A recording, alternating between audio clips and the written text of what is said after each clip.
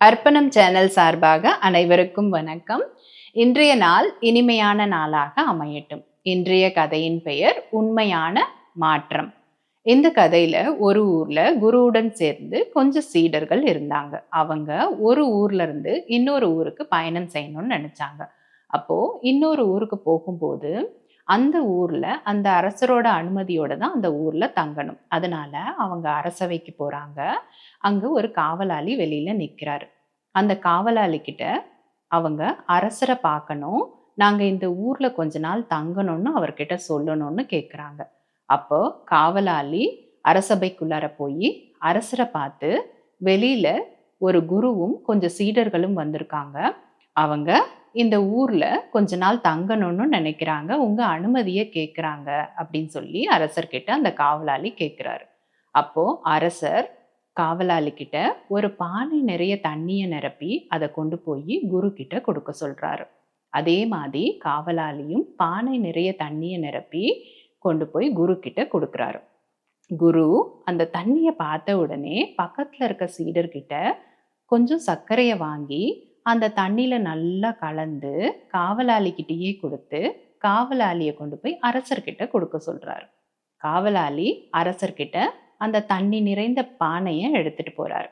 அங்க போன உடனே அரசர் அமைச்சர்கிட்ட சொல்லி அந்த தண்ணிய சுவைக்க சொல்றாரு. அமைச்சரும் தண்ணிய சுவைக்கிறாரு. தண்ணியை சுவைச்சிட்டு அரசர்கிட்ட சொல்றாரு, தண்ணி இனிப்பா இருக்குன்னு. அப்போ அரசர் புன்முறுவல் சிரிக்கிறாரு. அப்போ அரசர் சொல்றாரு, குருவுக்கும் சீடர்களுக்கும் சகல வசதிகளையும் செஞ்சு அவங்கள இந்த ஊர்ல தங்க வைக்க சொல்றாரு. அங்க இருக்க அமைச்சர்களுக்கு ஒரே வியப்பு. இவங்களுக்குள்ளார என்ன நடந்ததுன்றத தெரிஞ்சுக்கணும்னு சொல்லி அமைச்சர்கள் எல்லோரும் அரசர்கிட்ட கேட்குறாங்க. அரசர் சொல்றாரு, நான் முதல்ல பானையில தண்ணியை நிரப்பி எடுத்துட்டு போய் குரு கிட்ட கொடுக்க சொன்னது அதனோட கருத்து என்ன அப்படின்னா, நம்ம ராஜ்யத்துல மக்கள் நிரம்பி வழியிறாங்கன்றத உணர்த்துறதுக்காக. குரு தண்ணியில சர்க்கரையை கலந்து கொடுத்தது எதுக்காக அப்படின்னா, நாங்க இருக்க இங்க கொஞ்ச நாட்கள்ல நல்ல செயல்களை செஞ்சு மக்களுக்கு நல்ல விஷயங்களை சொல்லுவோம் அப்படின்றத உணர்த்துறதுக்காக.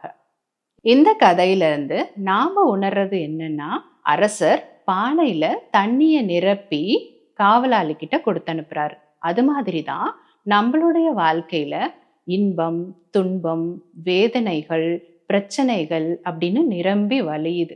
குரு தண்ணியில சர்க்கரையை கலந்த மாதிரி நமக்குள்ளார உயர்ந்த ஆற்றல்ன்ற ஒரு விஷயம் எப்ப கதவை தட்டுதோ அப்போ நமக்குள்ளார மாற்றத்தை நம்மளால கண்டிப்பாக உணர முடியும். அனைவருக்கும் நன்றி.